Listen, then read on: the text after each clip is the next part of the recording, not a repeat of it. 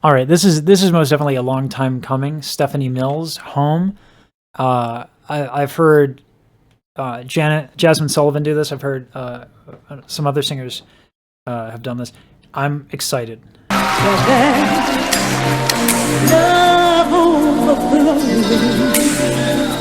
Wow. So already very, very interesting.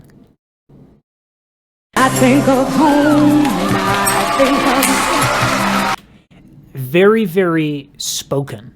You know what I mean? Like it's this mix between speaking and singing. love overflowing. What a velvety tone.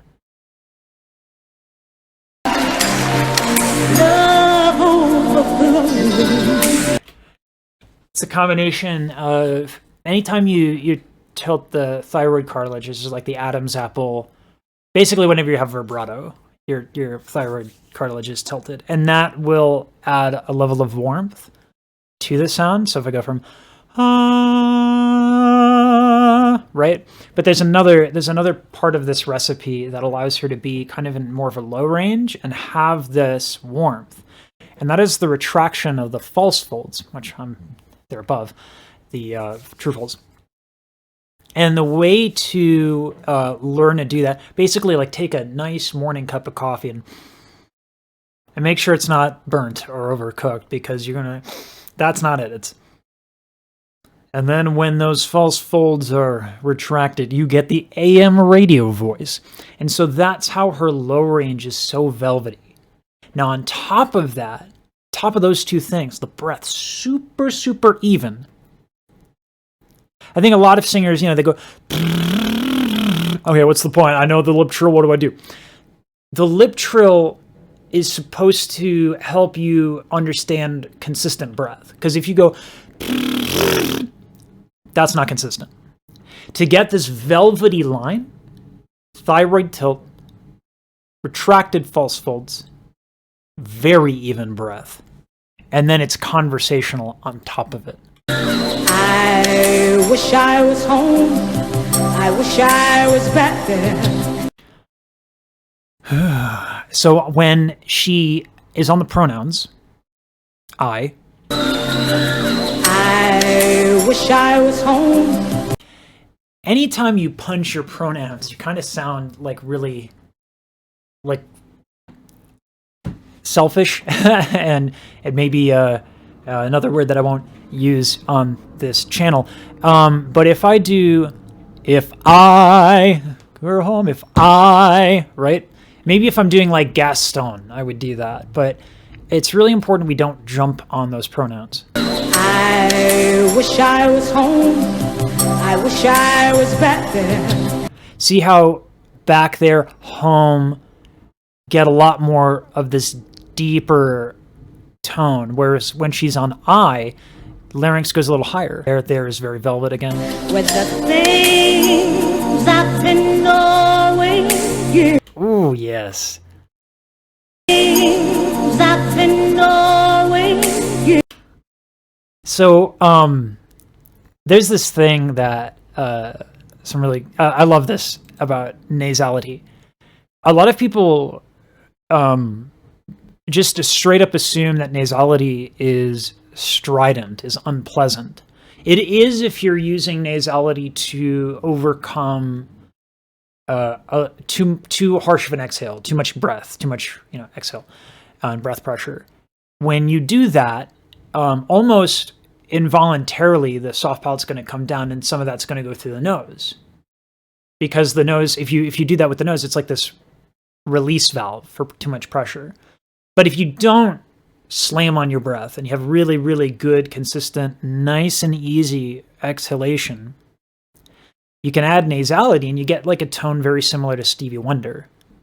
Like, sun sealed living, I'm yours, right? Like, and it's that brassy, nice, this, and not as, when I do it, it's not as nice as Stevie Wonder, shocker. Also not as nice as Stephanie Mills. So, but it's a cool thing to know.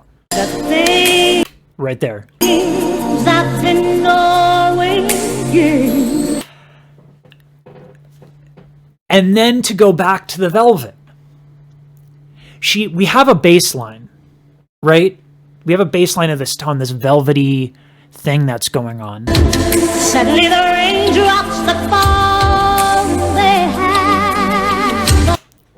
It's so nice. So, what's happening? She's demonstrated lushness in the low, right? But she's at the beginning of the song. If she just goes boom, like all out, boom, in the beginning of the song, where do we go from there? Now, this is not a new idea. We talk about this a lot on the channel of don't go harsh too early, right? Don't go heavy too early. Leave room. But what she's doing to create that is extremely interesting because she's still being insanely specific with the words. Right? She's not like dumbing it down. She's not making it less emotional. She's not trying to like take the foot off the gas. She's just really putting emphasis on the words. You really get the impression of you hear everything. You hear every syllable, and there's a lot of conviction. Makes it all clean. I feel like I now know a little bit more about where Whitney Houston gets some of her phrasing from. Ooh.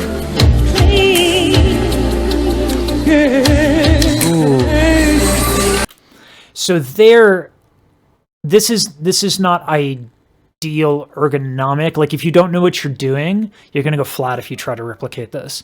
You have to have really, really, really gentle breath, which she's had this entire time. She's just, it's very conversational. It's very like whispering into the mic. Obviously she's not whispering, right? But it's very, very, very gentle.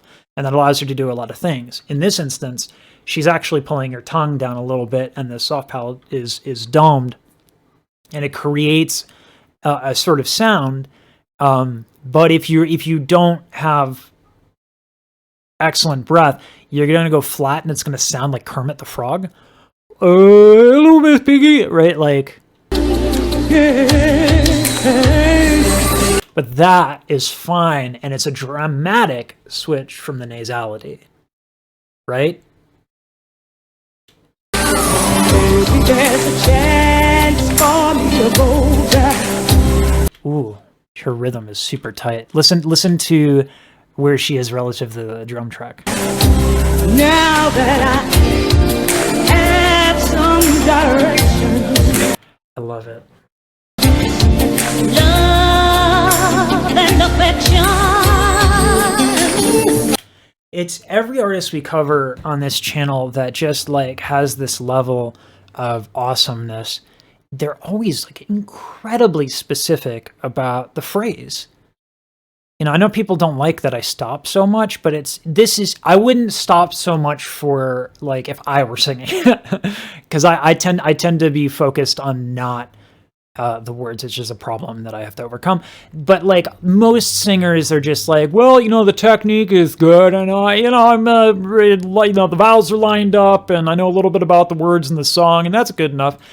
With a great singer, it's never enough to do that. They don't phone it home, particularly like, holy crud, like gospel singers, never even close to phoning it home, 110% every performance. But anyway, you can totally stop phrase by phrase for Stephanie Mills, and it's worth it. And just maybe I can convince time to slow up.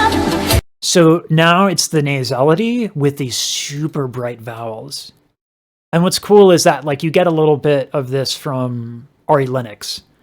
This kind of super brassy tone. But this is like, this is the dial up to 11. Given me enough time, in my life, do you think I've grown up? Now notice how progressively over the phrase, she's dropping the nasality as the phrase moves on.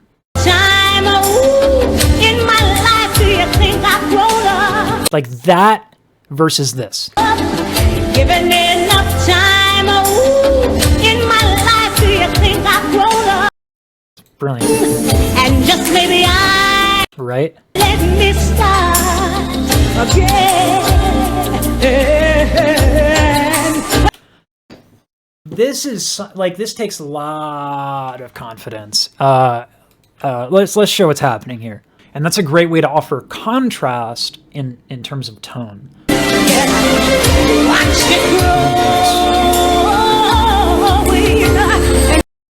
Everything is so nuanced.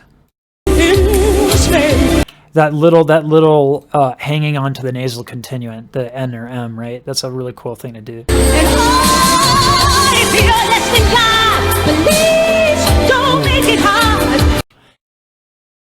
This is a great lesson in, I think a lot of folks, including myself, we want it to be big, we want it to be epic, like all the time, but it is big and epic, but she's not taking these massive inhales. The reason why it's big and epic is because she's doing all of these things to communicate. That's the priority for her, and that's why it's so compelling.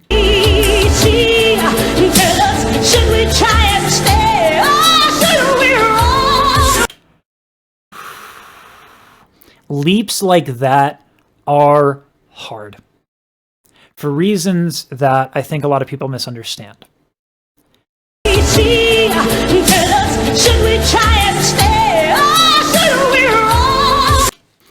So to get to that, what she has to do is, as she slides up there, she is specifically, in the first instance, tilting her cricoid cartilage. And what that does is it fattens the folds and gives us belt, right? So she's doing that as she ascends, but also she's changing the vowels. If your vowels are jacked, it doesn't matter that you have great breath. You can't get really good, powerful stuff without really good vowels. You go flat, and then it'll sound bad. So it's real, it's so real, it's real. Oh. That's like perfect. So it's real, it's so real, it's real. How beautiful is that note? Her management of her breath couldn't, I don't think it, I mean, like, it's genius. Like, it's anytime she wants to go up and do a little something she hasn't really given us the same thing twice on the high end. It's always just a little bit different. And to do this, to just go up here with such delicacy. So it's real, it's so real, it's real. And then one of the things she does to get there is there's an aspirate, what's called an aspirate abrupt. Let's get the spectrogram out because we're nerds. Like let's go back to Stephanie Mills.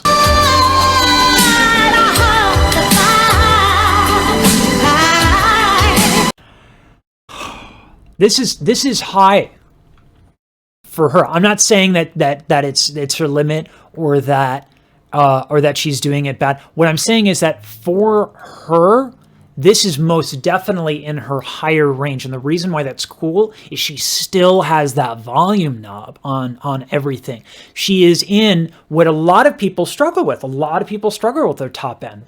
And they just they can only get so quiet. But this is mastery over this.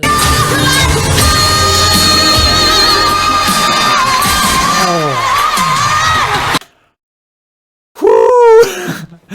Woo! Okay, so we were talking about how she has that volume knob, right? And this is exactly where she can go all out. We're at the golden ratio, the 2/3 mark, and she's been keeping it just, it's wild, it's incredible, there's conviction, and she's been like, okay, let's be measured a little bit, and then let's let loose, measure a little bit, and then she gets here where she's like, and we're gonna let it all out. It's beautiful timing, and then this note is gorgeous.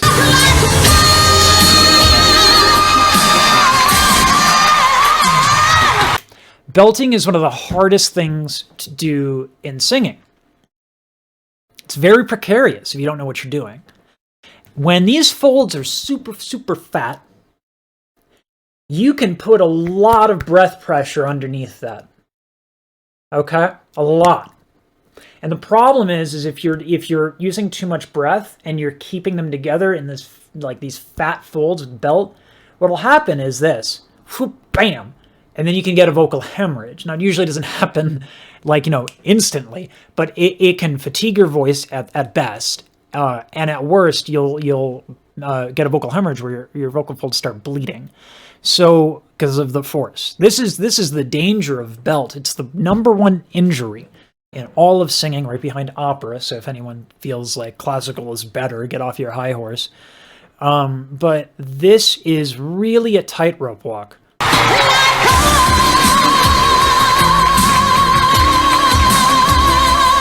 And then on top of that, this is belt with the thyroid tilt. Okay? So you can belt, which is that cricoid cartilage, but then you could also tilt your thyroid cartilage at the same time. So this is how she has that big epic belt sound with vibrato, which is really, really cool. There's like larynx gymnastics, and Stephanie is getting the gold medal.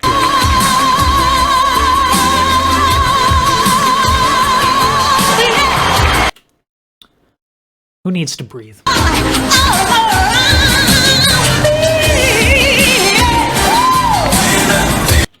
Wow. I need to go watch some interviews of Whitney Houston. I can't imagine that she didn't borrow a lot from Stephanie Mills. This is incredible.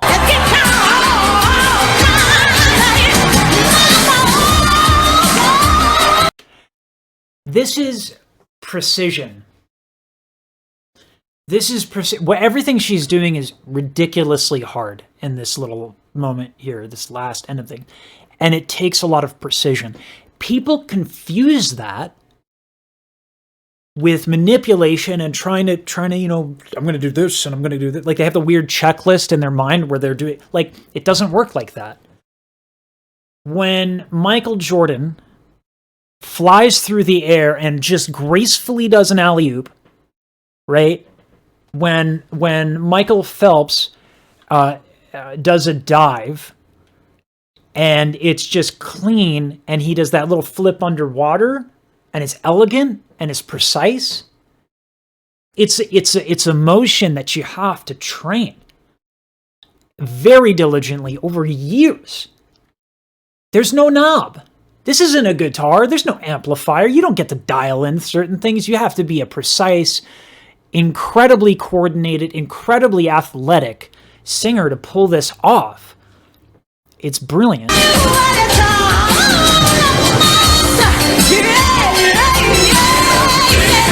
I love this. This is awesome in that it inspires awe. My jaw has difficulty closing because it is dropped.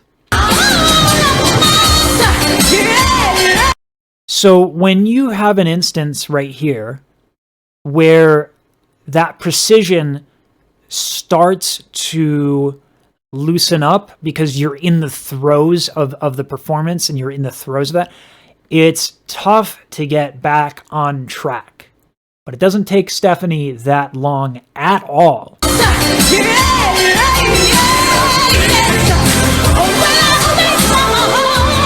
And again, if you sing to impress, if you're trying to be impressive, people are going to look at that moment. They're going to be like, well, it wasn't perfect. And they're going to think that they're smart, right? Because they found like a human being made a mistake. Oh, wow, brilliant, genius. But if you're good, if you're great, and you're lost in the throes of a tune, and you get right back on, then this moment is actually better.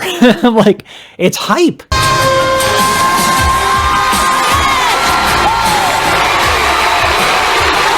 All of these like really powerful sounds that she's making, it's so hard to communicate. It's like threading a needle. When you're at these extremes, it's threading a needle. It's not this big, boisterous, like, belting, like you're throwing all your guts and your air into it. That's what people imagine, but it's not. It's not at all that. It takes so much breath control. It takes the right vowel. And what's beautiful is I say the right vowel, right? I say that, But there's a lot of different ways to get a vowel that is good. Let's talk about this real quick. It's a very important fundamental concept in singing.